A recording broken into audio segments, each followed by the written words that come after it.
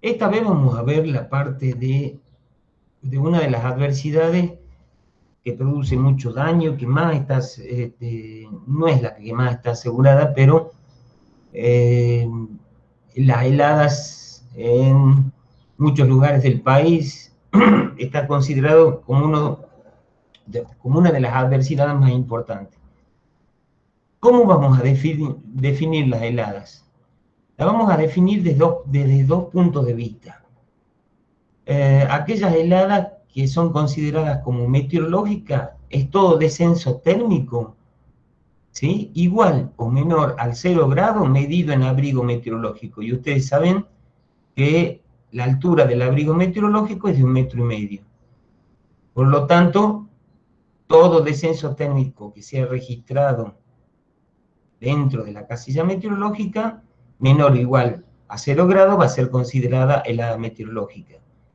En cambio, existe otro punto de vista, que son las heladas agrometeorológicas, y son aquellos descensos térmicos que producen daño al vegetal, de acuerdo al estado fenológico que se encuentren. Y no siempre va a ser van a estar susceptibles a las heladas. Y en general, la temperatura que se toma para decir que pueden llegar a hacer daño al vegetal es de 3 grados centígrados. ¿Por qué? Entonces, esta la podríamos definir como todo descenso térmico menor o igual a los 3 grados centígrados. Porque lo que se ha estudiado es que tenemos un gradiente de temperatura en disminución desde el abrigo meteorológico, la altura del abrigo meteorológico hacia el suelo de 3 grados aproximadamente. Quiere decir que si estamos midiendo acá 3 grados, en el suelo seguramente va a ser a veces 0 grados. Es el típico ejemplo cuando nos anuncian, no hubo helada hoy, sin embargo, vemos campos que están totalmente blancos. Entonces, posiblemente acá lo que se registró en abrigo meteorológico fue de 1 grado, pero acá hubo un gradiente llegó a la temperatura a menos 2 grados. No sé si se entiende. Sí, profe. Bueno. ¿Cómo? Sí, profe. Bien. Hay alguien que quiere hablar y no lo entiendo. Lucas Torramorel dice sí, se entendió, profe. Listo. Seguimos con respecto a estos conceptos. En general, nosotros como agrónomos necesitamos realizar estudios agroclimáticos de helada. ¿Para qué? Para poder, obviamente, planificar la producción, ¿sí? Y a través de determinados índices nos van a decir si es probable el daño en el cultivo que estamos haciendo o no. Entonces, lo importante es conocer la época de ocurrencia, sino hacerla. Antes la hacíamos como parte del trabajo práctico. Conocer el tipo genético o el origen de la helada, cuánto duran las heladas, cuál es la intensidad en la época que nosotros mejor necesitamos considerar, cuál es la frecuencia de todas estas etapas anteriores y algún índice de peligrosidad, ¿sí? De que se produzcan alguna helada. Con respecto a la primera, la época de ocurrencia, se las clasifican en heladas otoñales, o sea, son las que se producen más cercanas a principio de año, las invernales, que obviamente sabemos que se van a producir, las primaverales, que son las más cercanas a fin de año o heladas tardías, y las estivales, que sí existen en algún lugar, más bien que pensemos en hacer invernadero o algo por el estilo, porque va a ser imposible realizar una producción abierta. ¿Por qué es importante conocer las heladas tempranas o las heladas tardías? O sea, las otoñales y las primaverales. Justamente porque existen una mayor o menor susceptibilidad de la planta de acuerdo al proceso o a la etapa fenológica en la cual se encuentra. Por ejemplo, las heladas tardías van a ser importantes porque con ellas voy a poder determinar, una vez determinada la fecha de esta helada, voy a poder decir si puedo realizar una siembra o si algún subperíodo que no tenga resistencia a las heladas pueda salir de este tipo de heladas. ¿Está? Y en el caso de las heladas otoñales se dan para aquellos cultivos de verano, ¿sí? Que a veces son de ciclo largo y lo que ocurre es que pueden producir daños al fruto en general, ¿sí? Al grano en general, y más que nada la introducción de microorganismos como hongos o bacterias. Entonces el daño va a ser más bien que no la podamos comercializar a ese tipo de fruto. Entonces, la vamos a clasificar de acuerdo a la época de ocurrencia en 4. Más importante con respecto a la época de ocurrencia son las otoñales y las primaverales. Con respecto a las heladas invernales, bueno, lo que más interesa más que la fecha de ocurrencia es la intensidad. ¿Por qué? Porque sabemos que se va a producir una helada en ese momento. Y como lo decía hace rato, las estivales, las que se producen en verano, obviamente nos va a interesar si ocurren o no primero. Y también nos va a interesar la intensidad, porque se va a jugar con si es posible que resista el cultivo una determinada baja temperatura. Por supuesto que aquella producción que se haga en lugares que tengamos heladas estivales, bueno, va a tener que tener cierta resistencia o va a tener que ser del tipo invernal. Cualquier cosita me van preguntando. De acuerdo al origen, ¿sí? El segundo punto. Primero era la época de ocurrencia, conocer la época de ocurrencia. El segundo punto habla de conocer la génesis de la helada, o sea, cuál es el origen de la helada. Entonces tenemos, a ver, dos tipos bien definidos y uno entremezclado, por supuesto. Tenemos acá las heladas de advección. O sea, ¿qué significa advección? Ustedes ya saben que significa viento. O sea, que son aquellas heladas que se producen por invasión de aire frío de las regiones polares o subpolares de la Argentina. Entonces, este tipo de heladas, cuando se llegan a producir, abarcan todo el territorio del país, inclusive llegan a Bolivia, Paraguay, sur de Brasil, y ingresan y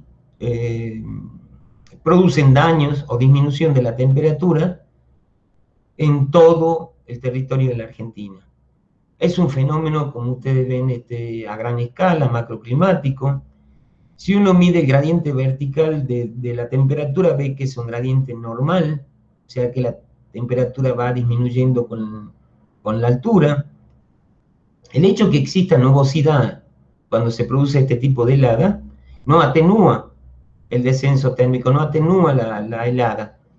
Y por supuesto, como se tratan de heladas advectivas, va acompañadas de una cierta velocidad del viento, que es la que se genera a través de la alta polar y seguramente alguna baja que le está succionando a esa masa de aire frío. Obviamente, ¿en qué época se producen? A mayor cantidad en invierno. Que tengan, digamos, ese origen, que sean polar o subpolar. Esto ocurre tanto en el hemisferio norte como en el hemisferio sur. En el hemisferio norte a lo mejor son mucho más intensas que en el hemisferio sur porque no cruzan nada de continente, perdón, de mar, mientras que en el hemisferio sur sí cruzan una cierta cantidad de agua del océano y por lo tanto se atenúan en su recorrido. No llegan tan intensas.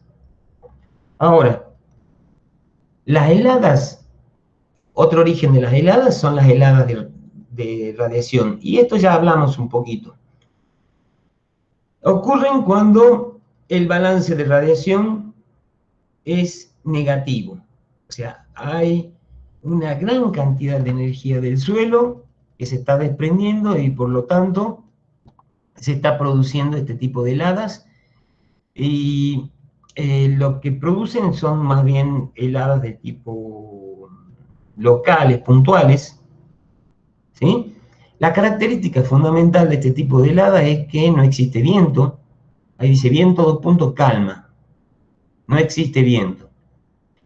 Con respecto a la presión atmosférica es alta, el cielo está despejado, ¿sí?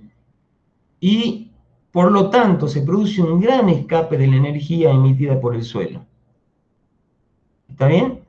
Cuando se produce este tipo de helada, este tipo de origen de helada, lo que se está produciendo es lo que denominamos inversión térmica. ¿Se acuerdan lo que era inversión térmica? Era justamente que la temperatura aumentaba con la altura, pero hasta una cierta altura en donde se producía un techo de inversión, que era una altura donde se retomaba el gradiente normal. El gradiente normal es la disminución de la temperatura con la altura. Entonces, este techo de inversión después va a ser muy importante para uno de los métodos de lucha contra las heladas, porque la altura que va a tener ese techo de inversión me va a poder determinar si utilizo las máquinas de viento para invertir la inversión térmica, en este caso. Si no lo entienden, me dicen por favor. Obviamente que son producidas tanto en otoño, más intensas pueden ser en invierno y primavera. Ahora, tenemos las heladas de radiación que se producen por una entrada de viento, las heladas radiactivas que se producen como consecuencia de que el suelo está desprendiendo una gran cantidad de energía. ¿Por qué? Porque las condiciones dan, no hay viento y aparte el cielo está totalmente despejado. El hecho que el cielo se llegue a nublar, lo que produce justamente un efecto invernadero, que haga que todo lo que se está desprendiendo del suelo sea reflejado de vuelta por las nubes hacia el suelo. Ahora, existe este tipo de heladas, que es una combinación de las dos, y ahí estamos medio perdidos, porque si se produce este tipo de helada es que seguramente primero se puede llegar a producir un avance de la masa de aire polar o subpolar, ¿sí? Y después que se ha producido ese avance, se despeje el cielo y quedan todas las condiciones para que al día siguiente se produzca una helada del tipo radiactiva, ¿sí? Gran cantidad de energía se va del suelo y por lo tanto se produce un descenso térmico aún mayor, dos tipos de daño. ¿Está bien? Y puede ser que esa masa de aire frío, bueno, no llegue a provocar esas heladas, pero sí, por el avance, digamos, del aire polar, lo que va a dejar todas las condiciones listas para que se produzca una helada del tipo radiactiva. A veces se produce al revés. Primero la helada radiactiva y después el avance de esa masa de aire. Entonces, este tipo de heladas, aparte que cubre la mayor parte del territorio de la Argentina, puntualmente la intensifica. Ahora, tenemos otro tipo de clasificación, y esto nosotros le llamamos de acuerdo al efecto visual, de acuerdo a lo que vemos. Entonces las clasificamos como heladas blancas y heladas negras.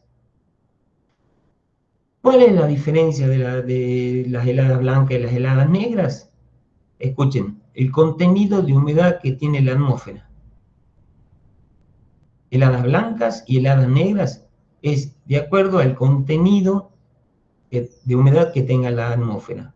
Entonces, lo que se observa es que al día siguiente que se ha producido una helada, que se ha congelado el cultivo, la planta, y se observa justamente escarcha o la formación de hielo y en general va a estar relacionada también con la curva de presión de vapor.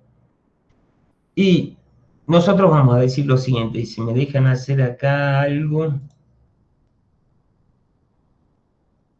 a ver si lo puedo dibujar acá nomás. Tenemos la curva de tensión de vapor en función de la temperatura del aire. Cada vez dibujo peor.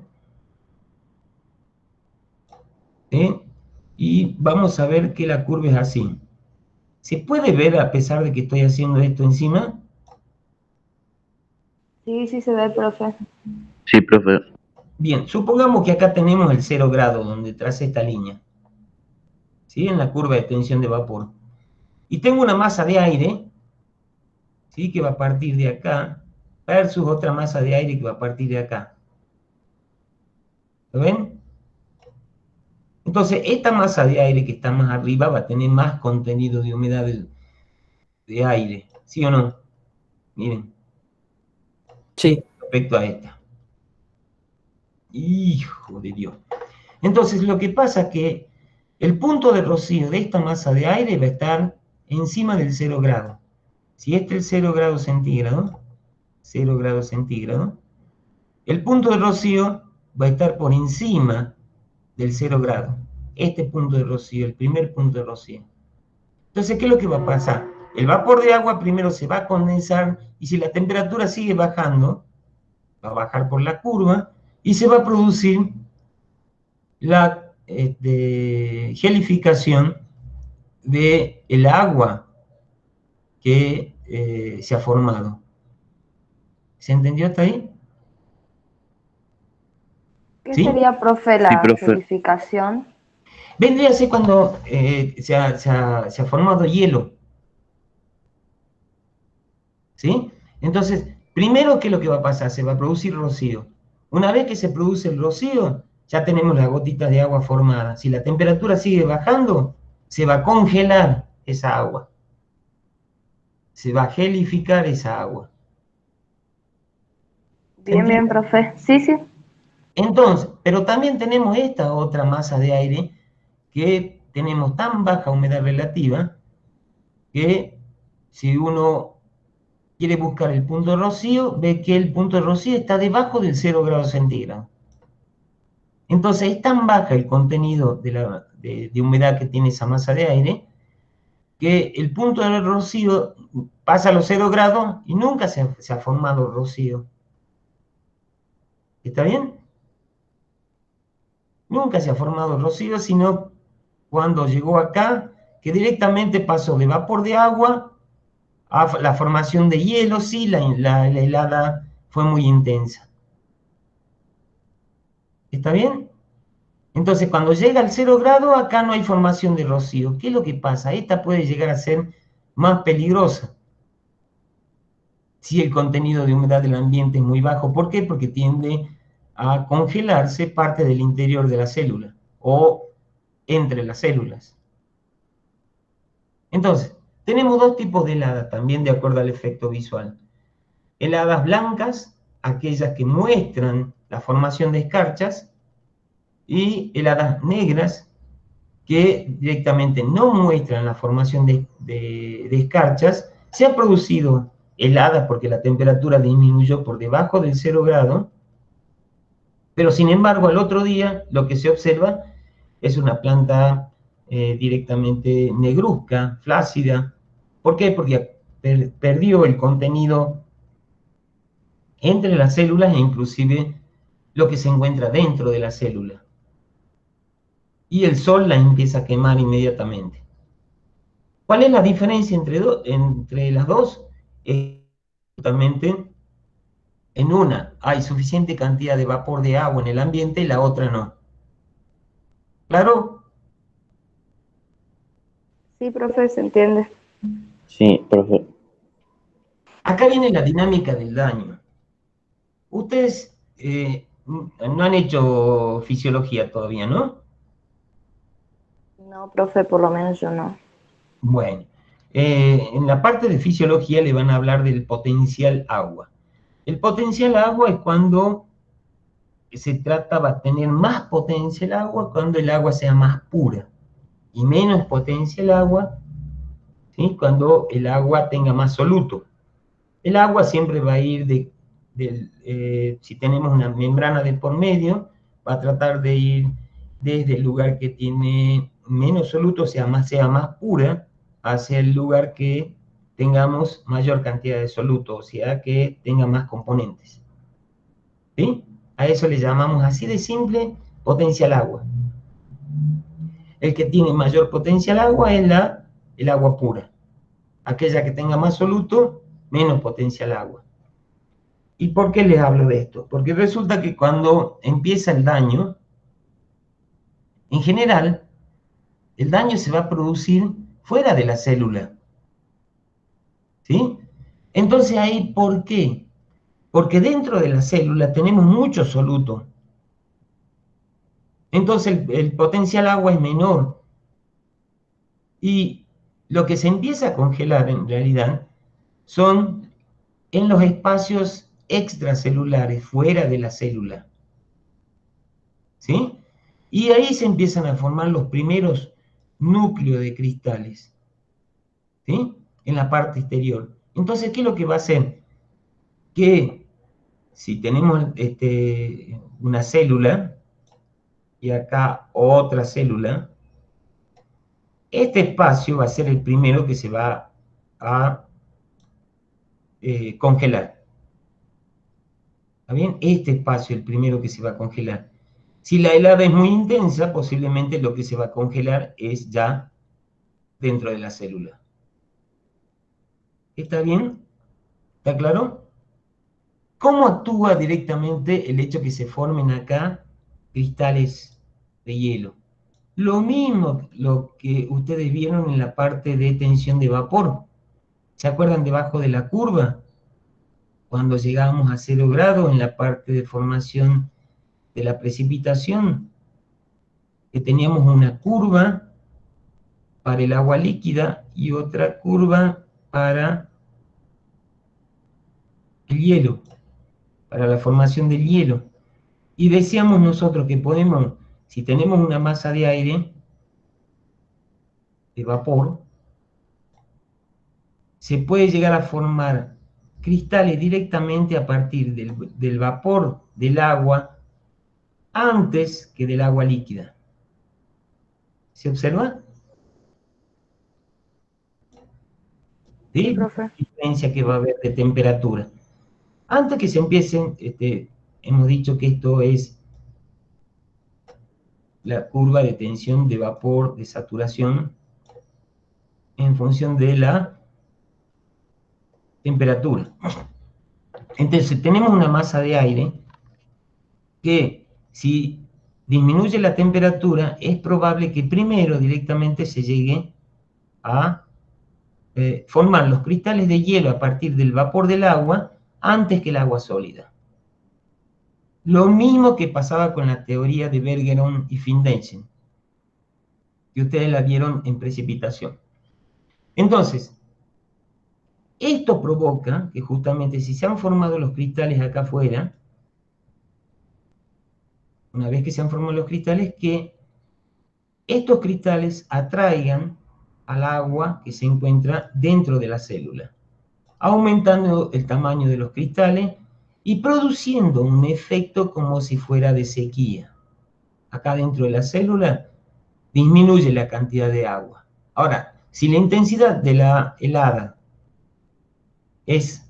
sigue aumentando, se va a producir la congelación también del interior de la célula.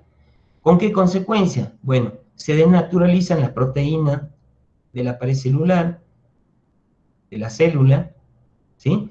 Este volumen entre células, al ir aumentando y al ir formándose el hielo, también aumenta y producen pequeñas grietas también en la pared celular de la célula. ¿Qué es lo que pasa al otro día? Se empieza justamente a descongelar, digamos, todo este proceso. Entonces, se produce la salida de lo que contiene la célula, del líquido que tiene la célula, del líquido que tiene la vacuola, y por lo tanto, acá va a aparecer como una planta que se encuentra flácida, sin... ¿Cómo? ¿Cómo? ¿Alguien entendió? Chusa, le decimos unas plantas chusa, plástica, como vos decís. No quería utilizar esa palabra, no sé por qué, porque debo tener un mal recuerdo. Alguna vez me han preguntado en Buenos Aires cuando dije, no, me decían, ¿qué? Bueno, eso es muy de nosotros. Se la ve negruzca a esa planta, totalmente negra. ¿Está bien hasta ahí todo el proceso que ocurre? Bueno, vamos a hablar con propiedad. Flácida, sin turgencia. Pero ellos entendieron bien la parte de chuza, así que, ¿está bien? Si Sí, no, Sí, profe. profe. diciendo, ¿no?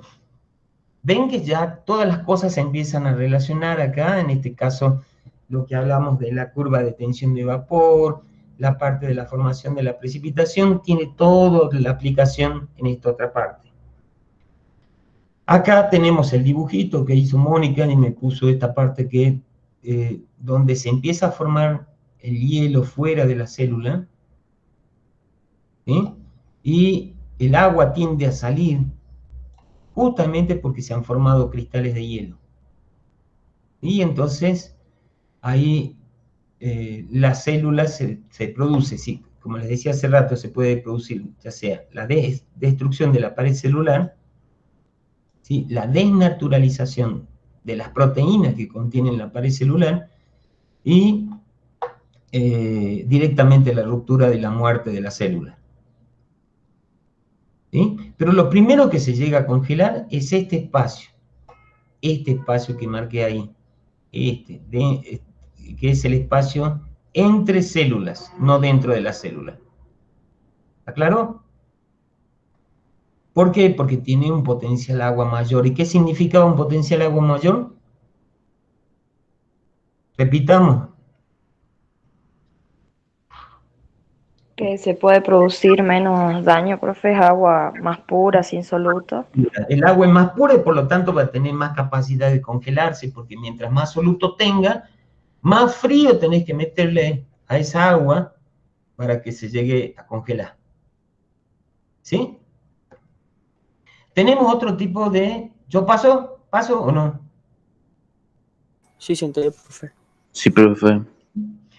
El daño, por supuesto, es irreversible y acá yo no me había fijado, pero se produce visualmente una apariencia translúcida de los órganos, de las flores, de los frutos. Si hay destrucción de la membrana protoplasmática, listo. ¿Sí? Se produce la pérdida de lo que contiene la célula, inactivación de todos los sistemas enzimáticos por alta concentración de sales, desnaturalización de las proteínas de la membrana celular, etc. Es lo que le dije hace rato en concreto. E inclusive llega a haber, miren, voy para atrás, para explicarle, daño mecánico. Miren la forma que llegan a tener cuando se empiezan a formar los cristales. ¿Lo ven? Y los cristales llegan a tener formas distintas y tienen hasta un cierto filo para la célula. Obviamente que esto es muy pequeño y pueden llegar a romper inclusive la pared celular. ¿Sí? ¿Entienden cómo le estoy diciendo? Miren la forma que tiene esto. ¿Sí? Y a pesar de que se empiezan a juntar, siguen teniendo esas pequeñas puntas a nivel microscopio. Entonces, lo que producen es un daño en la pared celular también. Dime, Moni. Te iba a decir que también dice que la bibliografía que actúa como hielo seco, o sea, como Exacto. Como si fueran dentro de una botella ustedes ponen una botella de vidrio con agua y se lo olvidan en el freezer, y bueno, el hielo dentro de esa botella se congela y se aumenta el volumen y se rompe. Entonces, rompe esa botella y es más o menos lo que pasaría en esa destrucción mecánica que ocurre de las células, cómo aprisiona, digamos, el hielo, cómo hace presión sobre las células y produce esa rotura de las membranas y cómo se va congelando ese líquido extracelular y aprisionando a las células, a todas las membranas de las. Saben, chicos, que eso lo deben haber aprendido en la parte de física, que el agua aumenta su volumen a partir de los 4 grados. ¿Sí? Por eso el drama del asunto del cambio climático, que ya vamos a hablar no va a ser parte, digamos así, del curso, sino vamos a hacer una charla y quiero que participen todos ahí. Al aumentar el volumen acá, ya a los 4 grados empieza a haber una presión sobre la célula. ¿Por qué? Porque este espacio es el primero que se empieza a congelar. Por lo tanto, ya empieza a tener una presión sobre las células. Aumenta el volumen de esta parte y ahí es donde se produce ese daño mecánico que le habla Mónica. Ahora, esta parte hemos visto, los daños que se llegan a producir, pero también existe el problema con las bajas temperaturas, que también existen daños por enfriamiento.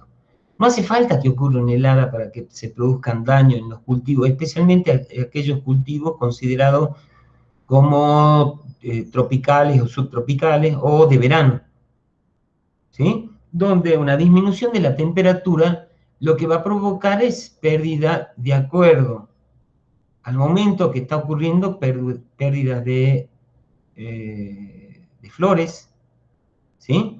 Puede producir caída de hojas. ¿Por qué? Porque se empieza a producir dentro de la planta una hormona, ¿sí? Antes nosotros le llamábamos abscisina a esa hormona. Ahora ven que es la liberación de un gas, que es el etileno, y que es responsable de la caída ya sea de hoja, de pétalo, de pistilo, de estambre, de fruto, etc. Y no solamente eso. El problema es que una vez que se ha producido algún daño por la helada, queda la puerta de entrada para diferentes microorganismos, como son las bacterias, como son los hongos, y ya pierden calidad para la comercialización. Miren en este caso, que a veces nos venden este tipo de palta, ¿sí? Y acá hubo daño por enfriamiento. Acá también, a esta naranja directamente no se la puede vender como tal, como fruto, que se la paga más, sino ya vamos a tener que, no sé, se la tendrá que vender como jugo, etc. ¿Sí? Entonces ya está produciéndose este tipo de daño, o sea que no solamente las heladas van a provocar daño, sino también la disminución de la temperatura, lo que le llamamos daño por enfriamiento, ¿sí? Especialmente en cultivos que son considerados como subtropicales o cultivos de verano. Por supuesto que la magnitud que va a tener el daño de cada vez que se produzca va a ser diferente. ¿Sí? Y va a depender de la velocidad del descenso térmico que tenga. Si la velocidad del descenso térmico es lenta, entonces seguramente el daño no va a ser tan grande si la velocidad del descenso térmico es rápida. Y después cuando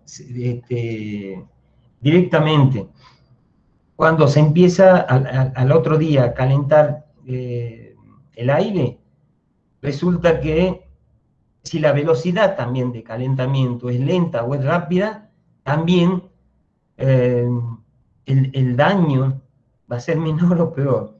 Eso es importante que se tenga en cuenta. Todo esto va a depender, si es lento, obviamente que haya una cierta protección, ¿sí? Para que no se escapen tanto la radiación emitida por el suelo, respecto a que el día puede estar nublado, por lo tanto el descenso térmico no va a ser tanto. Si está nublado, posiblemente tengamos mayor cantidad de humedad en el ambiente y la velocidad, digamos así, de lo que se está transformando en hielo o transformando en agua. Cuando tenemos los días que son sin nubes, también hay un rápido calentamiento del aire, entonces acá la rehidratación de las células, si es que no se rompió, va a ser muy lenta la recuperación de la planta, ¿sí? Yo voy a pasar a la otra parte que nos habla que otro tipo de conocimiento que es necesario tener para hacer una caracterización agroclimática. Hasta ahí hemos dicho que era la época de ocurrencia, si eran otoñales, invernales, primaverales, estivales. La génesis, si son radiactivas, convectivas o mixtas, o si son heladas blancas o heladas negras, ¿sí? Y ahora estamos viendo la duración. Esto tenemos que tener una idea también de cuánto duran las heladas y especialmente lo que se va a tener en cuenta es de acuerdo al momento de mayor susceptibilidad del cultivo que esté haciendo. Sabemos que la mayor duración van a ser las heladas que se producen en invierno, pero también es importante conocer la duración de las heladas que se producen en otoño como las que se producen en primavera, ¿sí? Otro estudio que se tiene que llegar a hacer. La intensidad, ¿cuál es el nivel térmico más bajo que tienen registrados ustedes con respecto a las heladas? Y de vuelta, depende del cultivo que estén haciendo, ¿sí? Si va a resistir, obviamente, la planta durante el invierno las temperaturas que tiene esa región. Entonces, esta región, ¿a qué temperatura ha llegado alguna vez? Y no, mira, che, esta región ha llegado a 20 grados bajo cero. Vamos a lo que es el Alto Valle del Río Negro. Y la planta en invierno va a resistir, y vamos a tener que tener un cultivo, obviamente, perenne, criófilo, que resista esa temperatura, porque si no me hace pelota la producción. Y lo mismo con las heladas primaverales, específicamente cuando se está produciendo la brotación o la floración. También tenemos que saber la intensidad que tiene. Y por supuesto, no solamente conocer la intensidad, sino la frecuencia. O sea, ¿cuántas veces se repiten este proceso? O sea, ¿cuántas veces hubo heladas del tipo radiactiva? ¿Cuántas veces hubo heladas del tipo convectiva? ¿Cuál fue la duración media de las heladas, ya sea en invierno o en otoño o en primavera? ¿Cuál fue la intensidad media y cuál fue su valor en la que osciló? ¿Está bien? Esa le denominamos la frecuencia. Y por supuesto, si existen determinados algún índice de peligrosidad. Y existen índices de peligrosidad que son bastante antiguos. En este momento, la mayoría están basados obviamente, en probabilidades. Entonces, hay un índice que en algunos lugares del mundo todavía se sigue aplicando, este es de origen ruso, aunque lo difundió un investigador llamado Burgos, que ustedes en algún momento de su vida van a decir, che, ¿qué saben de las heladas? Mira, hay un libro, el libro de Burgos. El libro de Burgos contiene toda esta parte, pero descrito en forma así precisa. Y uno de los índices que utiliza este señor es un índice de lo más complicado que se llama índice crioquindinoscópico, ICK. Otro índice se llama el índice de peligrosidad de heladas. Esto no hicieron tanto alaraca con respecto al nombre, y está determinada justamente por lo que yo siempre nombro Damar y Pascal. Y hay otros más, ¿sí? Que ustedes los van a encontrar en bibliografía. No vamos a hacer más hincapié que eso. Todo esto tendríamos que hacer con respecto a la caracterización de las heladas. Entonces, ¿cómo se determina la fecha media de primera y última helada? Miren, la determinación de la fecha de primera y última helada va a ser fundamental. Todavía nos sigue cayendo gente, si no le preguntan a Mónica o a quien sea, donde nos dicen, che, ¿cómo son las heladas? ¿Cuál es la fecha media de primera helada de tal lugar? ¿Cuál es la fecha media de tal otro lugar? ¿Sí? El problema es que no la pueden llegar a hacer o no la quieren hacer. Entonces, le damos una idea cómo hacerlo. Debido a la pandemia, después vamos a tratar de que ustedes, si hacemos un curso ad hoc, y ojalá vayan, puedan hacer como ejercicio la determinación de las fechas medias de primera, de última helada y todo lo que le conté anteriormente. Tenemos entonces que, obviamente, lo que vamos a necesitar primero es registros meteorológicos de temperaturas mínimas. Y como mínimo 30 años. Si tenemos más, mejor todavía. Lo que hacemos es determinar, acá tienen un año determinado, 1985, esta es la línea temporal nada más, que va del 1 de enero al 31 de diciembre, y lo que anotamos es la fecha en la cual se produjo una helada, la fecha en la cual se produjo la última helada, ¿sí? En realidad estamos anotando toda la fecha en la cual se produjeron heladas, y después podemos identificar la primera que se produjo, o la última que se produjo. ¿Está bien? Del año 85.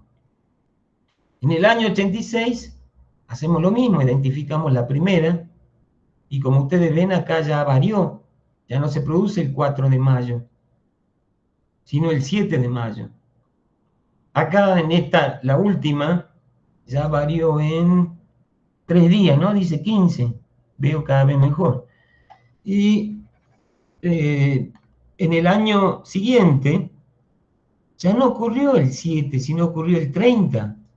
Entonces dijeron, como dice Fabio, es cambio climático. No, es la variabilidad simplemente que tienen la fecha de ocurrencia de la helada. ¿Sí?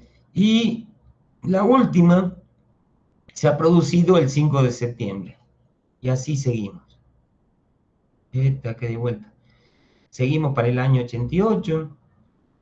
Y el año 89, que no sale nada, no sé qué pasó, pero se ha producido en esta época. ¿Cómo calculamos la fecha media de ocurrencia de esta serie de años? Obvio que esta tendría que ser 30 figuritas por el estilo para que hagan el promedio. Primero lo que hacemos es transformar este valorcito de fecha y lo transformamos a día juliano. De tal manera ustedes tienen la tabla de días julianos en la guía, que ya le va a quedar para siempre, y si no lo buscan en internet, que también está, el día juliano es, el 1 de enero es el día 1, y el día 31 de diciembre es el día 365. ¿Sí? Con eso vamos cambiando y poniendo un número que corresponde a esa fecha. Con ese número, para cada una de estas fechas podemos sacar un valor medio y un valor de desvío, para asegurarnos de cuánto puede variar la fecha de la primera, la ocurrencia de la fecha de la primera o última helada. Entonces, lo que estamos sacando es fecha de primera helada, que para este caso es del 17 de mayo, de acuerdo a la media, y varía en más o menos 11 días, alrededor de la media. La última, 11 de septiembre, y varía alrededor 9 días nada más, alrededor de la media. ¿Está bien? ¿Ha quedado claro? Sí, profe. Sí, profe. Ya. Veamos ahora. Esto queda, con eso llegamos a determinar el periodo en el cual existen heladas, ¿sí? El periodo medio en el cual existen heladas. Miren que es distinto decir el periodo nada más a decir el periodo medio. Este va a ser el periodo medio en el cual va a existir heladas, y si le restamos ese periodo, esa cantidad de días que va desde la fecha media de primera a la última helada, si le restamos 365 días, vamos a encontrar el periodo medio sin heladas.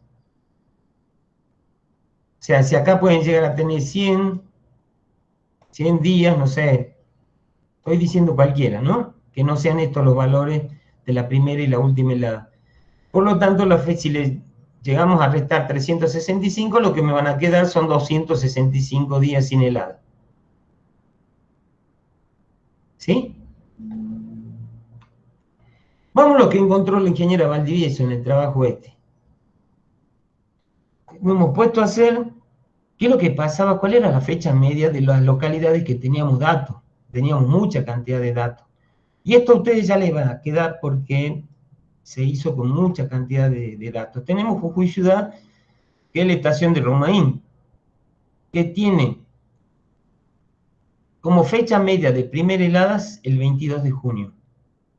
Mónica, vos me vas corrigiendo. Como fecha media de última helada el 17 de agosto. ¿Sí? ¿Lo tienen? Tienen un periodo con heladas de 56 días. Y un periodo sin heladas, hemos restado los 365, de 309 días. ¿Hasta ahí? Y se anotó todo el resto de lo que habíamos hablado. ¿Cuál era la intensidad más extrema que teníamos? Las desviaciones. Miren, la desviación de los días alrededor de la primera helada es de 21 días, bastante alto. De la primera helada, perdón. Y de la última, 24. Pero lo notorio acá es cuando nosotros agarramos y, ¿por qué no dibujamos las fechas de las últimas heladas? ¿Sí? La dibujamos y trazamos una pendiente. Lo mismo con las fechas de las primeras heladas y trazamos una pendiente. Y lo que observamos fue que hay una disminución de días,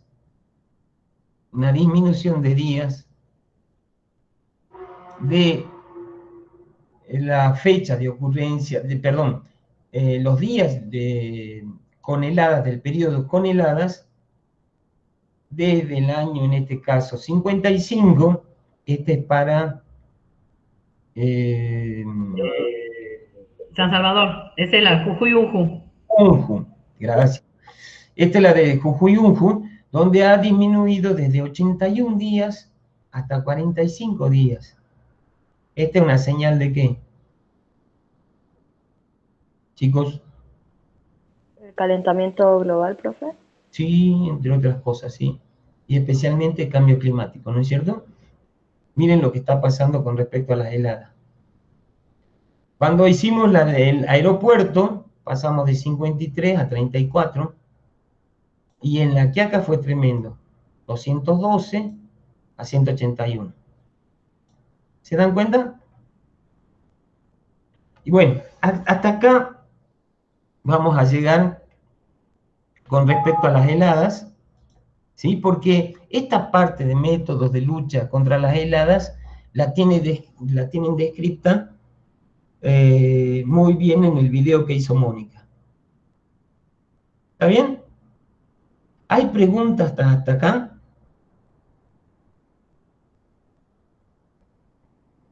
No, profe. Bien. Yo quiero cambiar ahora la diapositiva, así que... Rafi, ¿querés que detenga la grabación para que hagamos otro video de todo lo que se hace aquí? Sí. ¿O seguimos grabando nomás? No, detén. Bien.